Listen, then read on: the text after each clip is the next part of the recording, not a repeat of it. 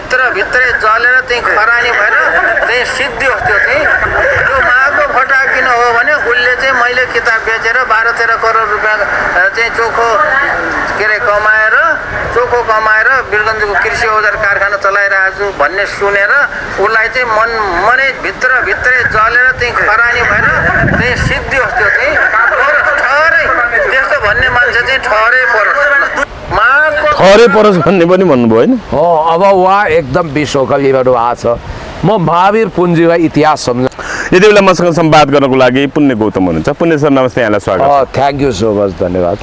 यति बेला हर्क साम्पाङलाई महावीर पुन जो स्वतन्त्र सांसद हुनुहुन्छ उहाँले चाहिँ महाफटा भन्ने हिसाबले बोल्नुभएको कुराहरू अहिले भाइरल भइराखेको छ। माघको फटा हो मनै भित्रै जलेर चाहिँ खरानी भएर चाहिँ सिद्धियो त्यो चाहिँ त्यो माघको फटा किन हो भने उसले चाहिँ मैले किताब बेचेर 12-13 करोड रुपियाँ चाहिँ चोखो कमाएर वीरगञ्जको कृषि औजार कारखाना चलाइरहेको छु भन्ने सुनेर उसलाई चाहिँ मनै भित्रै जलेर चाहिँ खरानी भएर चाहिँ सिद्धियो त्यो चाहिँ ठहरै त्यस्तो भन्ने मान्छे चाहिँ ठहरै परोस्। केही दिन अगाडि मात्रै हर्क साम्पाङले चाहिँ महावीर पुन रासपा नै हुन्, अब मन्त्री पड्काउँछन्, सबैलाई थर्काउँछन्, लोकतन्त्रको सत्यानाश हुन्छन् भन्नुभएको थियो र मेरै कारणले 10-12 करोडको किताब आफ्नो जीवनी उहाँको होइन महावीर पुनको किताब बिक्री भयो भन्ने हिसाबले उहाँले स्टार्टर लेख्दाखेरि त्यसको बारेमा क्रिया प्रतिक्रिया जनाइएको थियो। तर आज महावीर पुनले जसरी बोल्नुभयो महाफटा भनेर भन्नुभयो भन्नाले अब किताब बेचेर अब कृषि औजार कारखाना चलाएपछि चाहिँ एकदमै अब हर्क साम्पाङ चाहिँ जलेर एकदमै रिसले आक्रोशले डाहाले जलेर खरानी हुनुभएको छ भन्ने हिसाबले उहाँले अभिव्यक्ति दिनुभएको छ। यसलाई तपाईँले कसरी हेर्नुभयो? हर्क साम्पाङ र महावीर पुनको यो अभिव्यक्तिभित्र जुन ढङ्गको द्वन्द्व देखिएको छ यसलाई कसरी हेर्नु तपाईँले? अब हर्क साम्पाङज्यू देशभक्त भूमिपुत्र र महावीर पुनमा पनि सुरुमा हामीले वाह क्या बात देशको लागि केही गर्न जन्मिया व्यक्ति र राम्रो काम गर्दै हुनुहुन्छ भनेर धाप मारेकै हो, आशीर्वाद दिएकै हो। हजुर। र हर्क साम्पाङजीको असीम अनुकम्पा नरहेको भए पूर्वी क्षेत्र खास गरी धरान क्षेत्रमा इटहरीमा झापामा करोडौँको किताब बिक्री हुँदैन थियो। हर्क साम्पाङज्यूले भनेको सही सत्य हो, सोरै आना सही कुरा हो कि हर्क साम्पाङज्यूले आफ्नो विशेष अधिकार प्रयोग गरेर आफूले प्रचार गरिदिएर पब्लिकलाई आह्वान गरेर करोडौँको किताब बिक्री भयो। त्यसकारण उहाँले म वीरगञ्ज चिनी कृषि औजार कारखाना अब सञ्चालन गर्छु भन्न पाउनुभयो। तर यो बिचमा चाहिँ उहाँ ठ्याक्कै रासपा 2 देखि नि रासपाको डिफेन्स गर्ने अनि त्यसपछि मन्त्रीमण्डल पनि ताक्ने उहाँको गतिविधि देखियो र केही समय अगाडि चाहिँ त्यो हर्क साम्पाङ र सुरेन्द्र केसीको बुद्धि नै छैन, दिमागभरि गोबर भरिया छ, देश भन्ने कुरो कहिले बन्छ कहिले बिग्रिन्छ, यस्तै उस्तै हो। युरोपमा पनि हेर्नुहोस् नयाँ नयाँ देश बन्छ, कुनै बिगाउँछ, यसलाई समय क्रममा हेर्नुपर्छ भनेर बडो ठुलो कुरा आपत्तिजनक कुरा गरेपछि हर्क साम्पाङ परम देशभक्त उहाँहरूको बिचमा एक खालको टग अफ वार सुरु भयो र यही सिलसिलामा पछिल्लोचोटि तपाईँले भने जस्तो उहाँ रासपा नै हो र उहाँले अलि स्टन्ट गर्न थाल्नु भनेर हर्क साम्पाङले उहाँको औकात बताइदिएपछि उहाँ फेरि आग बबोला हुनुभयो।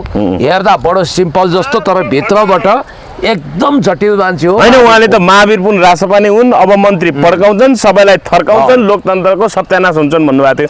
यो चाहिँ किन पहिला भन्नुभएको थियो भने भन्नाले विज्ञान र प्रविधि मन्त्रालय यो सरकारले बनाउनेतिर ध्यानै दिएन, विज्ञान र प्रविधि मन्त्रालयमा त विज्ञान र प्रविधिको बारेमा खोज अनुसन्धान गर्ने हिसाबले यो सरकार अगाडि नै बढेन, आविष्कारको पनि उच्चारण नगर्ने हिसाबले नीति तथा कार्यक्रममा त्यो कुराहरू आयो भनेपछि त्यसको 48 घण्टा बित्दा नबित्दै 2 दिन पछाडि बालेन शाहले शिक्षा मन्त्रालयबाट छुट्याएर चाहिँ विज्ञान प्रविधि तथा नवप्रवर्तन मन्त्रालय होइन नयाँ मन्त्रालय उनले सिर्जना गरेका छन्।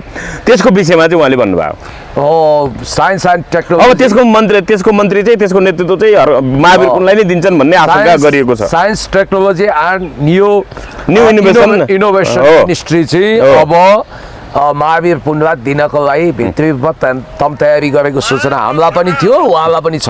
अब त्यही भएर उहाँ चाहिँ कन्दनी कसेर रासपाको डिफेन्समा उत्रिनु भएको छ। अब हुन त आजकल यो रासपालाई चाहिँ खरानी ग्याङ प्लस घन्टे ग्याङको संयुक्त मोर्चा भनेर दिल्ली राम खनालले भनिरहनु भएको छ। यो भने चाहिँ के रहेछ भने खरानी ग्याङ भनेको चाहिँ ट्यापे मुन्द्रे चुल्ठे जुल्फे जो छन् सुल्फेहरू देश चलाउन हिँड्नेलाई उहाँले खरानी ग्याङ भन्नुभएको रहेछ। अनि जो मान्छे चाहिँ सहकारी ठगठाक गर्छन् अरू घपलाबाजी गर्छन् त्यसलाई चाहिँ उहाँले घन्टे ग्याङ भन्नुभएको रहेछ। हो त्यही भित्र कतै आबद्ध हुन खोजेको हो कि भन्ने छ। अब के भने त महावीर पुनले फेरि यो विषयमा हर्क साम्पाङलाई घोषपेश गरेर कृतज्ञ उहाँ बेइमानी सांसद हो भनिरहेको छु। हर्क साम्पाङलाई यसरी प्रहार गर्नु हुँदैन थियो। उहाँ कृतज्ञ हुनुभयो, बेइमानी हुनुभयो, इतिहास भुल्नुभयो। ल यहाँ सुन्नुहोस्।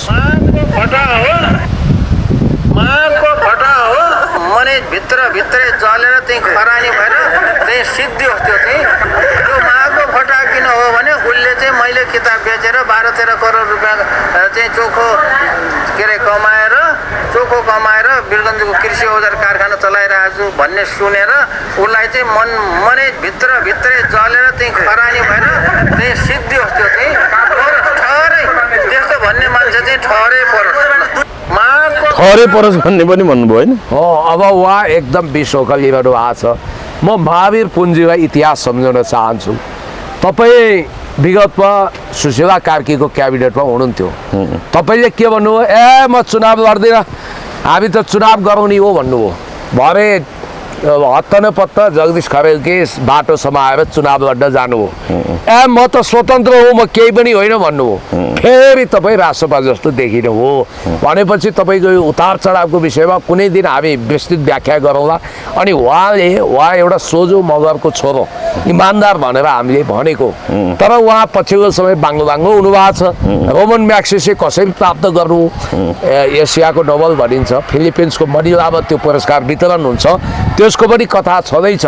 खैर यो विषयमा हामी पछि चर्चा गरौँला, अरू विषयमा जाउँ। हजुर होइन, अब रवि लामिछानेको चाहिँ मुद्दा हिजो कास्की जिल्ला अदालतले फिर्ता गर्यो। सहकारी ठगी मुद्दा मात्रै बाँकी कायम राखेर सङ्गठित अपराध सम्पत्ति शुद्धिकरणको मुद्दा फिर्ता भयो। यद्यपि उनको त्यो विषयमा जस्तो काठमाडौँ जिल्ला अदालतमा, चितवन बाहेक जस्तो पर्सा जिल्ला अदालतमा, रूपन्देही जिल्ला अदालत, बाँकी 2वटा जिल्लामा सहकारी ठगीसहित सङ्गठित अपराध सम्पत्ति शुद्धिकरण मुद्दा कायम नै छ। तर कास्की जिल्ला अदालतले भने हिजो सहकारी ठगी मात्रै मुद्दा बाँकी कायम राखेर सङ्गठित अपराध सम्पत्ति शुद्धिकरण मुद्दा फिर्ता गरेको छ। पुण्य सर, तपाईँले यसलाई कसरी हेर्नुभयो? 1 हप्ता अगाडि मात्रै मुलुकको सर्वोच्च अदालतमा चाहिँ प्रधान न्यायाधीश नियुक्ति भयो। अब एकाएक जिल्ला अदालत रविलाई चाहिँ सफाई दिने काम भयो, भोलि त्यसपछि अब सर्वोच्चबाट पनि सफाई दिने काम हुन्छ भन्ने हिसाबले पनि व्याख्या गर्नेहरू छन्। कसरी भने अहिले अब भर्खरै प्रधान न्यायाधीश नियुक्ति भएको छ, त्यही हिसाबले सर्वोच्चबाट क्लिन चिट दियो भने त ल हेर त यहीको लागि पो रहेछ यसरी 4थो नम्बरको वरियतालाई प्रधान न्यायाधीश बनाएको भनेर भन्नै पर्छ भनेर जिल्ला अदालत सुरु गरियो। एउटा अदालतबाट अब हप्ता 10 दिनबाट अर्कोबाट पनि सफाई हुँदैछ भनेर विश्लेषण गर्नेहरू पनि छन्। यो विषयमा तपाईँ के भन्नुहुन्छ पुण्य सर? के हुन त प्रमाणै छैन भने त प्रमाण पुगेन भन्ने कुरा छ, प्रमाणै छैन भने त उहाँले न्याय पाउनुपर्छ, हामी पनि भन्छौँ। कसरी हेर्नुभयो तपाईँले यसलाई? होइन, प्रमाण नभएको भए, तथ्य नभएको भए मनी लन्ड्रिङ यानि कि सम्पत्ति शुद्धिकरण र सङ्गठित अपराधमा मुद्दा कसरी दायर हुन्थ्यो? यो कास्की जिल्ला अदालतले जसरी हामी अदालतको मानहानि त गर्दैनौँ। मैले हिजो कता हो कुन्नी हर्क साम्पाङज्यूको एउटा भिडियो पनि हेर्न पाएको थिएँ। उहाँको तातो प्रतिक्रिया आएको रहेछ। उहाँ अहिले पूर्वको मोरङको केराबारीतिर हुनुहुन्छ, सायद उहाँको फेरि पनि केही प्रतिक्रिया आउला। उहाँले चाहिँ यसलाई न्यायिक निरूपण गर्नुपर्ने विषयमा वास्तवमा न्यायालयमाथि राजनीतिक प्रभाव पर्यो भनेर गम्भीर चिन्ता व्यक्त गर्नुभएको छ। यसै पनि नेपालले ग्रे लिस्टबाट निस्किनै पर्थ्यो। सम्पत्ति शुद्धिकरण सम्बन्धी एउटा जुन खालको अन्तर्राष्ट्रिय समूह छ होइन, अहिले शिलापत्र भन्ने शिलापत्रमा एपीजीको कालो सूची चेतावनी लगेर रविको सम्पत्ति शुद्धिकरण मुद्दा फिर्ता नियत भन्ने छ। Asia Pacific group on money laundering APG को टोली नेपाल आएर तिमीहरूले ग्रे लिस्टबाट निस्किन मनी लन्ड्रिङ सम्बन्धी मुद्दामा 0 टोलरेन्सीको नीति अपनाउनु पर्छ भनेको छ। सहनशीलता भन्दा अझै बढी होमवर्क गर्नुपर्छ। तिमीहरूले यो कालो सूचीमा निस्किनको, कालो सूचीमा नपर्नको लागि धेरै मेहनत गर है भनेर सरकारलाई चेतावनी दिएर गए। लगत्तै कालो सूचीमै पर्ने गरी, एपीजेको कालो सूचीमा पर्ने गरी सरकारले जुन ढङ्गले एउटा कदम चालेको थियो, जस्तो अब तपाईँको महाधिवक्ताको कार्यालयले सिफारिस गर्यो, कास्की जिल्ला अदालतले मान्यो। तर चितवनको, काठमाडौँको र बाराको जिल्ला अदालतले यो कुरा सदर गरे। 12 होइन, पर्सा अनि हो। रूपन्देही र काठमाडौँमा बाँकी छ। चितवनमा त सरकारी वकिल नै परिवर्तन भयो नि त, त्यहाँ अब त्यो सम्पत्ति शुद्धिकरण समितिमा मुद्दा दर्ता नगरे भएर एकचोटिमा दुधको दुध पानीको पानी छुट्टियोस् भनेर न्युज पनि पढ्न चाहन्छु। एपीजी को कालो सूची चेतावनी लगत्तै रविको सम्पत्ति शुद्धिकरण मुद्दा फिर्ता संयोग की नियत भन्ने छ शीर्षक हो। अब यहाँ के लेखिएको छ भने नेपालले ग्रे लिस्टबाट बाहिर निस्किन अझ धेरै काम गर्न बाँकी रहेको चेतावनी दिएर Asia Pacific group on money laundering APG को टोली बिहिबार काठमाडौँबाट फिर्ता भयो। अर्थमन्त्री डाक्टर स्वर्णिम वाग्लेलाई भेटेर ग्रे लिस्टबाट बाहिर निस्किन नेपालले धेरै काम गर्न बाँकी रहेको बताएको थियो। एपीजी का उपकार्यकारी सचिव डेभिड साननेले वाग्लेलाई सुझाव दिँदै ग्रे लिस्टबाट बाहिरिने हो भने सुधारका विभिन्न काम तत्काल गर्न सुझाव दिएको थियो। तर यस्तो चेतावनी दिएर एपीजी को टोलीले काठमाडौँ छोडेको भोलिपल्टै राष्ट्रिय स्वतन्त्र पार्टीका सभापति रवि लामिछाने विरुद्धको सम्पत्ति शुद्धिकरण र सङ्गठित अपराध कसुर सम्बन्धी मुद्दा कास्की जिल्ला अदालतले फिर्ता गर्न अनुमति दिएको छ। त्यही मुद्दाकै कारण नेपाललाई ग्रे लिस्टबाट तत्काल उम्कन थप खतरा सृजना भएको टिप्पणी अहिले सर्वत्र हुन लागेको छ। शुक्रबार कास्की जिल्ला अदालतका न्यायाधीश हिमलाल बेलदासेको इजलासले सम्पत्ति शुद्धिकरण र सङ्गठित अपराधको कसुर झिक्ने निर्णयलाई सदर गरेको हो। रविसँगै जीवी राई र अन्य प्रतिवादीहरूको पनि सम्पत्ति शुद्धिकरण र सङ्गठित अपराधको कसुर झिक्ने निर्णय सदर भएको छ। तत्कालीन महान्यायाधिवक्ता सपिता भण्डारी बरालले रवि विरुद्धका सम्पत्ति शुद्धिकरण र सङ्गठित अपराध कसुर सम्बन्धी मुद्दा फिर्ता लिन स्वीकृति दिएकी थिइन्। सोही अनुसार जिल्ला सरकारी वकिल कार्यालय कास्कीले रविका 2 वटा कसुर झिक्ने र सहकारी ठगी सम्बन्धी कसुरलाई यथावत राख्ने भन्दै निवेदन दिएको थियो। सोही आधारमा सम्पत्ति शुद्धिकरण र सङ्गठित अपराधको कसुर फिर्ता लिएको हो। यसले नेपाललाई ग्रे लिस्टबाट बाहिर निस्किन बडो चुनौती थपेको टिप्पणी हुन थालेको छ। रवि लामिछाने राजनीतिमा आउनु अघि नै उनले गरेका वित्तीय कारोबार शङ्कास्पद भएपछि उनी विरुद्ध सम्पत्ति शुद्धिकरणको मुद्दा दायर भएको थियो। रासोपा गठन गरेर राजनीतिमा आएको छोटो समयमै उनको दल झन्डै 2/3 बहुमतसहित अहिले सरकार चलाइरहेको छ। रवि लामिछानेले शक्तिको दुरुपयोग गरेर आफूमाथि लागेको अभियोग फिर्ता लिन लगाएको भन्दै उनको आलोचना हुन थालेको हो। यसअघि यस्तै प्रकृतिका मुद्दामा तत्कालीन सत्ताधारी दल काङ्ग्रेस एमाले र माओवादीका नेताहरूले शक्तिको आडमा मुद्दा नचल्ने निर्णय गराएको भनेर लामिछानेले विरोध र आलोचना गर्ने गर्थे। तर अहिले उस्तै मुद्दामा आफूलाई चोख्याउन न्यायालयको दुरुपयोग गरेको आरोप लामिछानेमाथि लागिरहेको छ। सन् 2008-14 सम्म नेपाल पहिलोपटक FATF को ग्रे लिस्टमा परेको थियो। त्यसपछि दोस्रो पटक 9 फागुन 2081 मा नेपाल पुनः FATF को ग्रे लिस्टमा परेको हो। खास गरी बैंक तथा वित्तीय संस्था, सहकारी, घर जग्गाको कारोबार, सुनचाँदी कारोबार लगायतमा सम्पत्ति शुद्धिकरणको उच्च जोखिम रहेको औल्याउँदै FATF ले नेपाललाई खैरो सूची ग्रे लिस्टमा राखेको हो। तथापि औल्याइएका जोखिम मुक्त क्षेत्रको सुधार गरेर ग्रे लिस्टबाट हटाउने भन्दै FATF ले नेपाललाई 2 वर्षको आखिरी मौका दिएको थियो। चुनौतीको 25 महिना 15 महिना सकिँदै गर्दा बाँकी 9 महिनामा नेपालको प्रगति बुझ्न FATF का लागि एसियाली मुलुक हेर्ने एपीजी को टोली नेपाल आएको हो। तर टोली फर्किएको भोलिपल्टै सम्पत्ति शुद्धिकरण को मुद्दा फिर्ता लिने निर्णयले खतरा बढाएको छ। अब कस्ता थिए FATF ले दिएका सुझावहरू? 1. मनी लन्ड्रिङ, सम्पत्ति शुद्धिकरण र आतंकवादी क्रियाकलापमा वित्तीय लगानी सम्बन्धी जोखिमयुक्त क्षेत्रहरूको स्पष्ट पहिचान मूल्याङ्कन गर्ने। 2.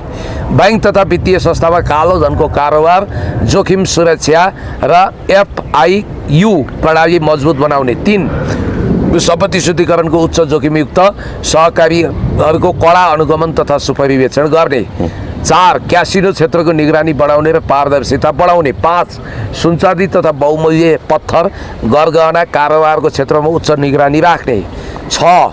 घर जग्गा कारोबार स्रोत खुलाउने कडा व्यवस्था कार्यान्वयन गर्ने। 7. हुन्डी तथा अवैध कारोबार नियन्त्रणमा कारबाहीको व्यवस्था मिलाउने। 8. वित्तीय समावेशीकरण बढाउँदै अनौपचारिक कारोबारलाई औपचारिक प्रणालीमा ल्याउने। 9. शङ्कास्पद कारोबारको प्रभावकारी अनुसन्धान र कारबाही गर्ने। 10 सम्पत्ति शुद्धिकरण सम्पत्ति शुद्धिकरणमा संलग्नको सम्पत्ति ट्र्याक फ्रिज र जफत गर्ने यसका लागि बलियो संयन्त्र बनाउने। 11 मनी लन्ड्रिङ विरुद्ध मुद्दाको अनुसन्धान र अभियोजन प्रभावकारी बनाउने।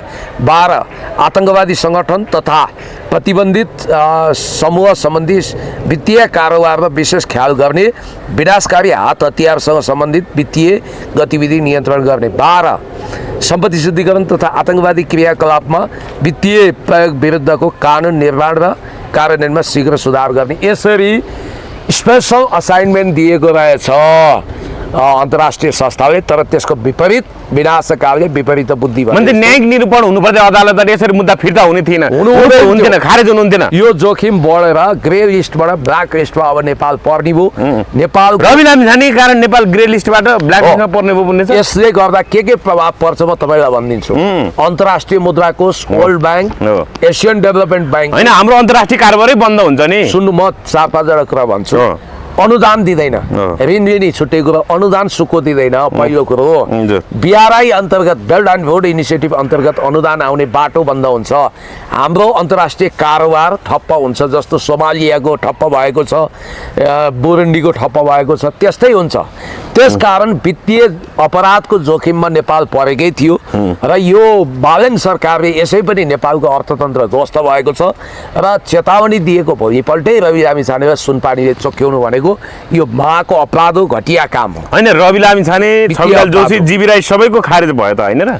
अब यहाँ जीवी राईको सवाल भयो। होइन, जीवी राई के हो भन्नुहोस् त? जीवी राई अहिलेसम्म उनको के हो अवस्था? अज्ञात हुनुको पछाडि के कारण हुनसक्छ पुण्य सर? किन यसमा त स्पष्ट कुरा छ। जीवी राई कहाँ छन् भनेर हामीले भनिरहेको छौँ। राजसभाकै सांसदहरूले उनी जीवित नहुन सक्छन्, जीवित भए पनि ल्याउनु भनिरहेका छन्। हामीले भनेका छौँ आकाश पाताल, दुई पाताल, यत्र तत्र सर्वत्र, 3 त्रिलोक 14 भुवन, जहाँबाट भनेपछि खोजेर लिनुपर्छ।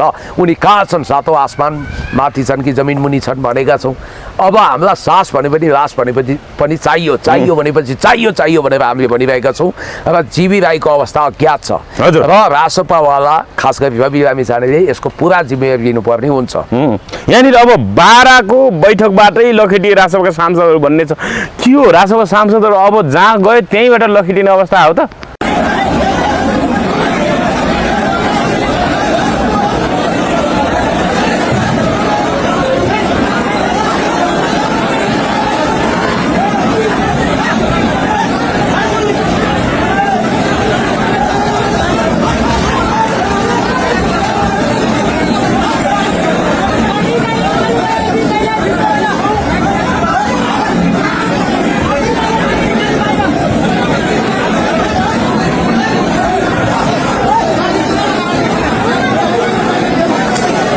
अब रासपाको यो बैठकमा चाहिँ हात हडालको स्थिति आएछ, भागाभागको स्थिति आएछ। सांसदहरूले लखेटिएछन्, प्रहरीले बाल बताएछन्, प्रहरीले नै उद्धार गर्नुपर्ने अवस्था आएछ। बारा जिल्लाको विस्तारित बैठकमा चाहिँ रासपा सांसदहरू झन्डै कुटिने स्थितिमा पुगेका छन्। के भन्नुहुन्छ? प्रहरीले उद्धार गर्नुपर्ने स्थिति आयो सांसदहरूको नै। यता आसिफका तामाङले यता मेयरलाई थर्काउने के भइरहेछ? यो कसरी हेर्नु भएको छ भन्नुहोस् त? यो मेरो गृह जिल्ला हो बारा। यो तपाईँको गृह जिल्ला पनि हो, म भन्दै थिएँ। गृह जिल्ला हो त्यो। मेरो गृह जिल्लामा चाहिँ दोहोरो कुरो भएछ। एकातिर पब्लिकको दबाब, पब्लिकले ठाउँ ठाउँमा सुकुम्बासी गरिबहरूले खेदिरहेका छन्। तपाईँले बर्दियामा देख्नु भएको छ, बाँकेमा देख्नु भएको छ, यता बुटोलमा देखिरहनु भएको छ, पोखरामा, हेटौँडामा, सबै ठाउँमा रासपालाई जनताले, सुकुम्बासीहरूले, गरिबहरूले तिमीहरू चाहिँ वास्तवमा हामी माथि ज्यादती गर्ने सामन्त हौ, अन्यायकर्ता हौ, तिमीहरूलाई हामी छोड्दैनौँ भनेर गाउँ गाउँ बस्ती बस्तीबाट जुरुक्कै उठेर लखटिरहेको एउटा अवस्था छ भने अर्कोतिर आफूभित्रै यदुवंशी लडाइँ, काटाकाट, मारामार, गाँड कोराकोर, भुँडी फोराफोर, भडास उतारा उतार, एक अर्कालाई तररार हानाहान, यो खालको आन्द्रा भुँडी निकाल्ने, छ्यालब्याल बढाउने यो खालको घातक यदुवंशीय लडाइँ पनि देखियो। फर इक्जाम्पल फेरि अब वर्षौँपछि यो भिडियो हेर्दा होइन त्यतिखेर यिनीहरूले काल्पनिक कुरा गरे हुन्, झगडा थिएन, यिनीहरू खालि खोजे थाप्छन्, कन्ट्रोभर्सीमा खेल्छन्, वास्तवमा त्यस्तो केही होइन भन्ने खतरा छ। त्यसकारण के रहेछ म तपाईँलाई देखाइदिन्छु। यो अहिले नेपाल प्रेसमा पनि भिडियो आएको छ, ल हेर्नुहोस् यहाँ।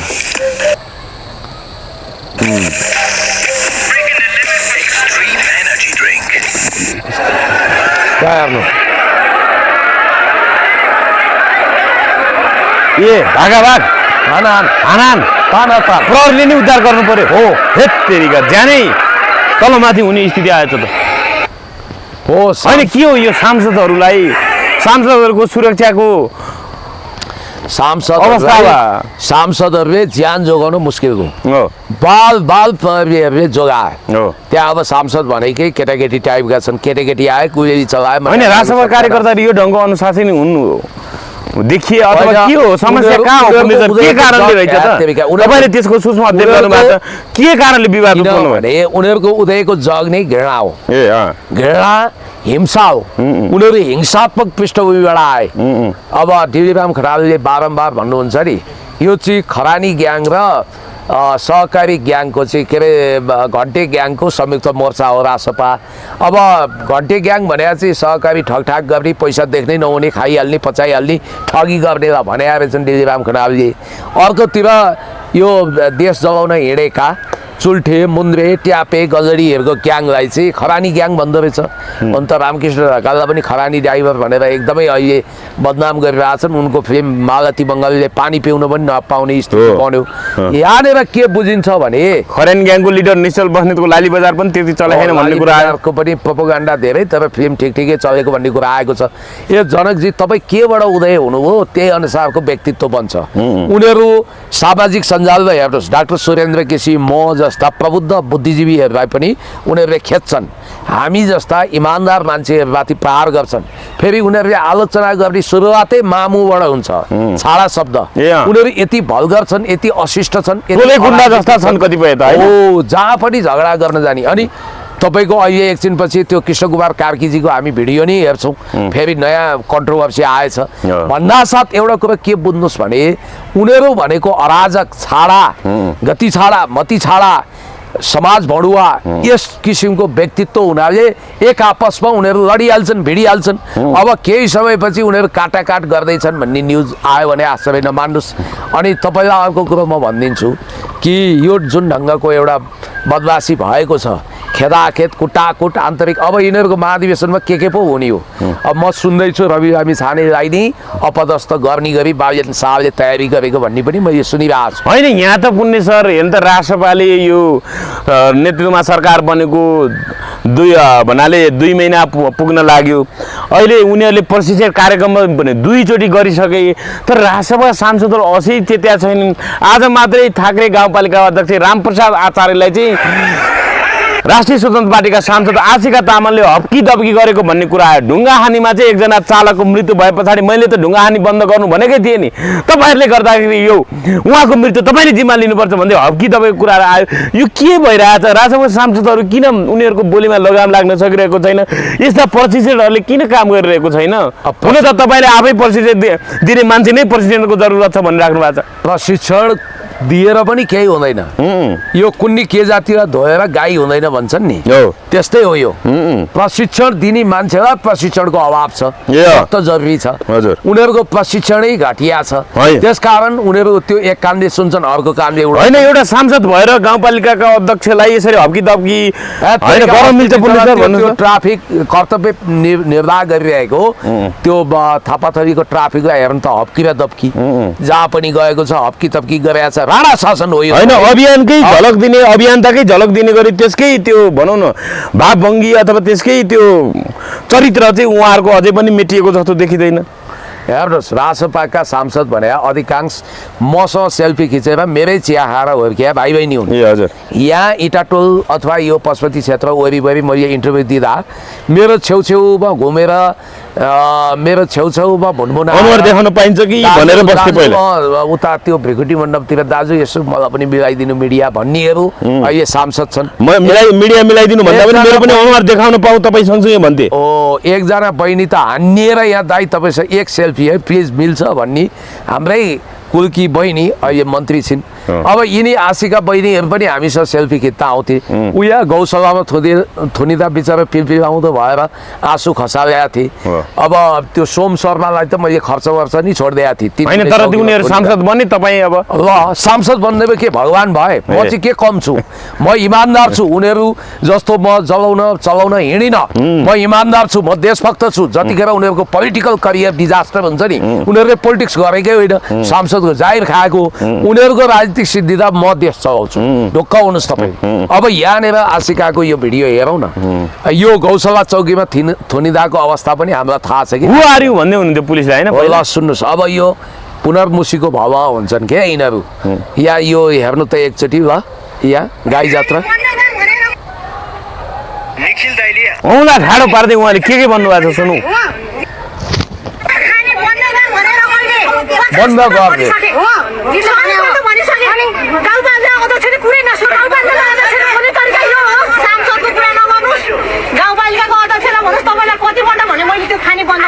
यो खानीमा तपाईँलाई मैले क्लियर कुरा गर्नुपर्छ। अहिले यिनीहरूले आइमा सिफारिस गरे पनि छैन, गाउँपालिकाले मुलुक ग्यास सही गरे पनि छैन, अनुमति दिए पनि छैन। अहिले आइ सोध्नु नि कसरी होइन। हप्काउने तरिका यो हो, यिनीहरू कहाँका शासक हुन्, राणा शासक हुन् यिनीहरू। जनप्रतिनिधिलाई जथाभावी बोलेका छन्। होला जनप्रतिनिधिको गल्ती होला के होला, तर यसरी हप्काइ र दप्काइ यिनीहरूको नोकर हो जनप्रतिनिधि भने होइन। अब यता अर्थमन्त्री डाक्टर सोनी आयो ठ्याक्कै त्यस्तो इमेज उतारे, तर उनी पछि इडीको हिरासतमा गए। उनलाई विभिन्न अभियोग आएपछि उनको पोलिटिकल करियर डिजास्टर भयो।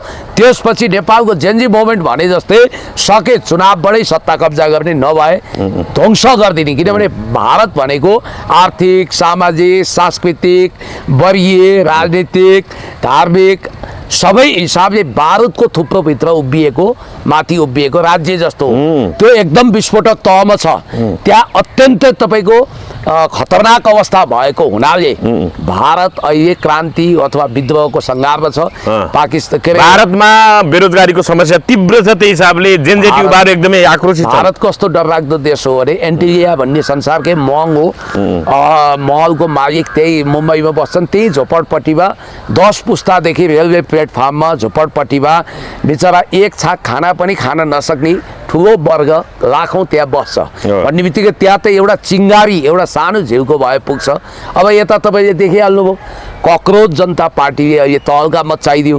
त्यो पार्टी बनिसकेका छैन, तर त्यसको अभियानले आगो लगाइदियो। मोदी डराइरहेका छन् त्यहाँ कुनै जस्मिन रिभोल्युसन जस्तो, जेन्जी विद्रोह जस्तो हुन्छ कि नेपालमा जस्तो भनेर उनीहरू डराइरहेछन्। र मोदीलाई सत्ताबाट च्युत गर्न अमेरिका पनि चाहन्छ, भारतलाई अस्थिर बनाउन, भारतलाई तबाह गर्न ऊ चाहन्छ। उता अमरेश सिंहले त नेपाल जस्तै भारत पनि तबाह हुने क्रममा छ भनेर अहिले होइन। जसरी अब भारतको सर्वोच्च अदालतका प्रधान न्यायाधीश सूर्यकान्तले चाहिँ यो बेरोजगार युवाहरूलाई चाहिँ कक्रोचसँग तुलना गरेपछि कक्रोच जनता पार्टी नै खुल्यो होइन भन्नाले अब सामाजिक सञ्जालमा खुलिसक्यो।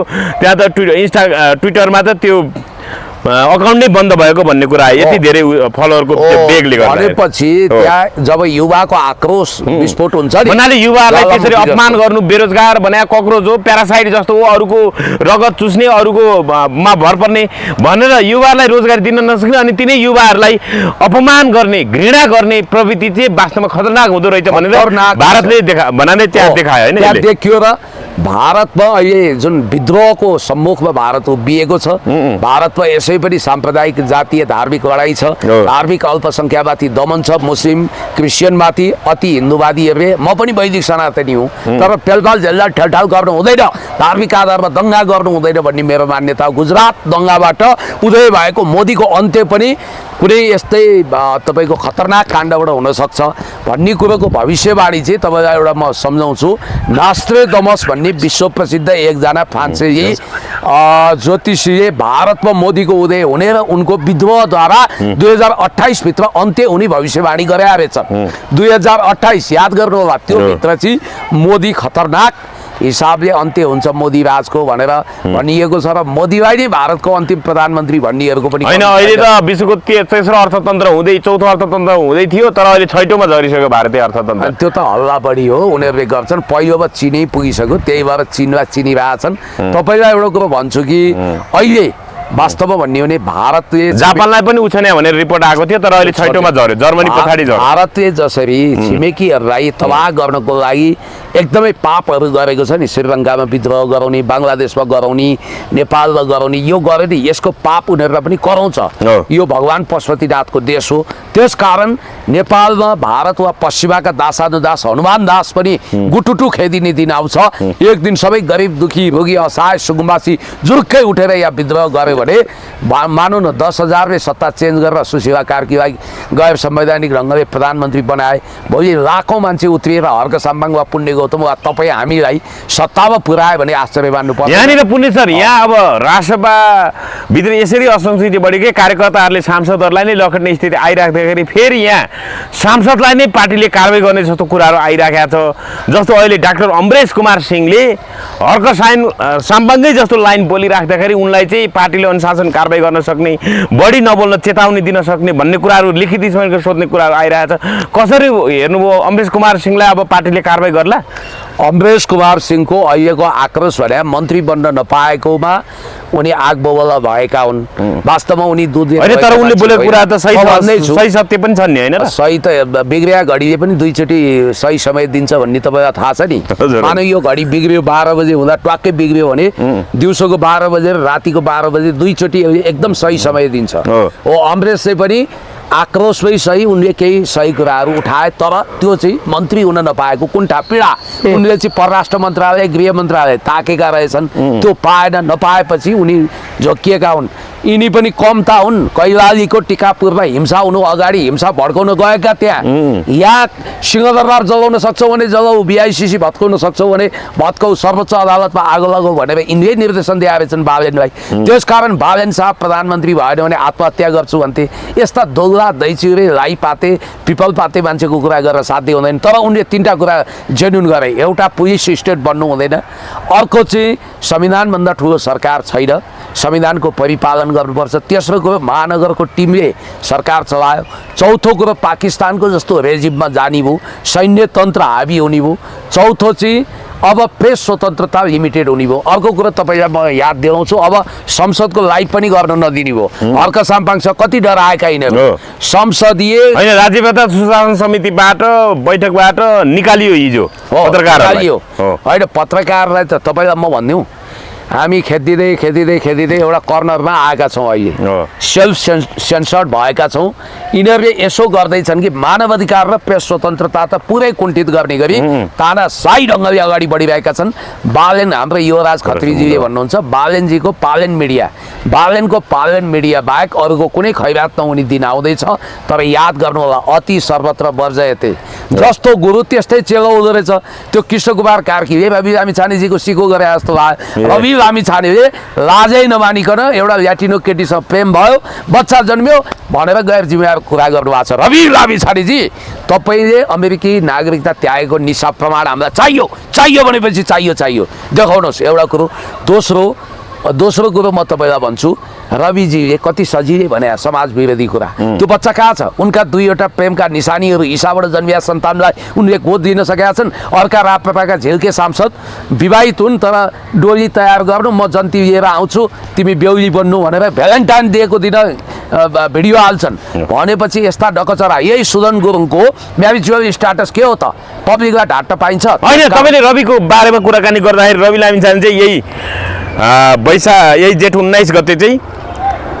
रवि लामिछाने दिल्ली जाने कुरा आयो कसरी हेर्नु भएको छ रवि लामिछाने यता मुद्दा फिर्ता हुने यता बालेन सरकारको काम कारबाहीप्रति राष्ट्रभित्री सांसदहरूले तीव्र असन्तुष्टि जनाउने यता रविको दिल्ली भ्रमणले कतै नयाँ राजनीतिक रूपमा समीकरण बन्न खोजिरहेको नयाँ ढङ्गले राजनीतिक दिशा तय हुन खोजिरहेको त होइन भन्ने सर कसरी हेर्नु भएको छ बालेन शाहको अब भारत भ्रमण अनिश्चित हुँदै राख्दाखेरि त्यसपछि अर्थमन्त्री डाक्टर सोनिम वाग्ले परराष्ट्र मन्त्री शिशिर खनालहरू पनि जाने कुरा आइरहेछ अहिले यिनीहरू क्रमशः जान्छन् यिनीहरूको माइबाप भनेको पश्चिमबाट दिल्ली नै हो दिल्लीका बिल्लीहरूले तपाईँको यसरी म्याउ म्याउ गर्नु ठुलो कुरो भएन र यिनीहरू होइन अब लामिछाने गएर के त्यहाँ के कस्तो खिचडी पाग्ला त भन्नु अब लामिछाने जानुको मतलब बालेनबाट बचाइदेऊ भन्ने हारगुहार हो। बालेन अहिले पश्चिमासँग नजिक छन्, उनले पहिला पनि जान खोजेका थिए, हामीले आलोचना गरेपछि सकेनन्, अहिले उनी जान खोजिरहेछन्। अब अन्त्यमा एउटा मात्रै भनिदिनुहोस्, हर्क साम्पाङले चाहिँ अहिले के लेख्नु भएको छ भने अब 12 गते प्रतिनिधि सभाको बैठक राखिएको छ होइन।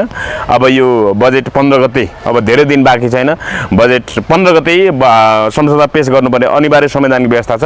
त्यो हिसाबले अब 12 गते बैठक बोलाइएको छ। यदि प्रधानमन्त्री बालेन शाह नआउने भने म त्यही ढङ्गको विरोध शैली अपनाउँछु भनेर फेरि पर्चा नै प्लेकार्ड नै छातीमा टाँस्ने त शैलीमा विरोध गर्ने अथवा प्रधानमन्त्री संसद आउनुपर्छ भनेर जवाफ माग्ने भन्ने कुराहरू आइरहेछ। कसरी हेर्नुभयो, जसरी हर्क साम्पाङले दृढ अडानका साथ जसरी पनि बालेनलाई संसदप्रति जवाफदेही उत्तरदायी नै बनाएरै छाड्ने सङ्कल्प लिनुभएको छ, यसलाई कसरी हेर्नुभयो तपाईँले? मैले यो विषयलाई गम्भीर रूपमा हेरेको छु। वास्तवमा प्रधानमन्त्री आफै उपस्थित भएर बाध्यकारी व्यवस्था पनि छ संसद नियमावलीको 15(2)मा स्पष्ट रूपमा किटान गरेका छ कि प्रधानमन्त्री महिनाको एकचोटि संसदमा आउनुपर्छ। विनियोजन प्रश्नोत्तर गर्ने त्यो 56 मा संसद नियमावलीको 2079 को हो नियम 56 मा विनियोजन विधेयक लगायत नियम 56 को 1 2 3 4 5 मा सम्म स्पष्ट व्यवस्था छ। अन्य दफावार छलफल, अन्य विधेयकहरूको दफावार छलफलमा भाग लिनुपर्छ भन्ने स्पष्ट प्रावधान हुँदाहुँदै यिनले वास्तवमा भन्ने भने एउटा गाई जात्रा गरेका छन्। संसदलाई गन्दै नगन्ने अनि कसैलाई टेर्दै नटेर्ने रासोपाका सांसदहरू हर्क साम्पाङको अडानमा म सल्युट गर्छु र बालेन शाहको उपस्थिति अनिवार्य छ प्रधानमन्त्रीको, होइन भने म जान्न भन्नुभयो, यसमा एकदमै मेरो समर्थन छ। अब हेर्नुहोस्, रासोपाको कृष्ण कार्कीको अर्को काण्ड आयो भनेर अहिले बुइँ छ सोसियल मिडियामा, हेर्नुहोस् यहाँ यिनी यो अनुसार चाहिँ यिनी कुनै साथी कोही थियो होला, एउटी युवतीको कोठामा घुसुक पस्छन्। होइन, अब स्वास्थ्य बिमा बोर्डको सदस्यमा आफ्नै श्रीमतीले नियुक्त गर्यो भनेर पूर्व स्वास्थ्य मन्त्री दीपक शाह चाहिँ कारबाही पर्ने, अनि दीपक शाह मधेसी अनि सुदन गुरुङको विषयमा नि राजीनामा दिइहाले, अनि यी कार्की चाहिँ राजीनामा दिनु पर्दैन? राजीनामा दिनुपर्छ। छेत्री भयो अब यो सुविधा पाएका हुन्, यिनको बारेमा अनुसन्धान नभएको यत्रो स्क्यान्डल भइरहेछ। जनजाति र मधेसी मात्रै यो पेलानमा पर्नुपर्ने, उनीहरू चाहिँ शिकार बन्नुपर्ने, अरूको काण्ड आउँदा चाहिँ कारबाही नहुने, राजसभाको अनुसन्धान विभागले पनि कारबाही गर्ने भनेको छ। कारबाही गर्ने भन्दा हुँदै तिनीहरू के भन्छन् भने होइन उजुरी बाजुरी केही भएको छैन, यत्रो हल्ला भएपछि उजुरी बाजुरी परे छैन भनेर बसिरहेछन् उनीहरू। अहिले यो त सोरै आना अपराधलाई ढाकछोप गर्ने कुरा हो। त्यही भएर अपराधी कसैको दाइ हुँदैन, भाइ हुँदैन, दिदी हुँदैन, बहिनी हुँदैन, अपराधीको कुनै भाषा हुँदैन, बेस हुँदैन भनेकै हुँ। र यो विषयमा चाहिँ यिनी एकपछि अर्को विवादमा परेका छन् र यो एउटा अब अर्काको कोठामा गएर पाइन्टको जिपर सिपर लगाएको अवस्थामा भेटिएका छन्। ल यहाँ हेर्नु, तेरो कोठा हो यो? ल अलिकति जुम गरौँ। तेरो कोठा हो त्यो? केटी मान्छे सुतिरहेको छ, देखेको छैन? के गर्न आएको यहाँ अरूको घरमा? के गर्न आएको? के गर्न आएको यहाँ? के गर्न आएको?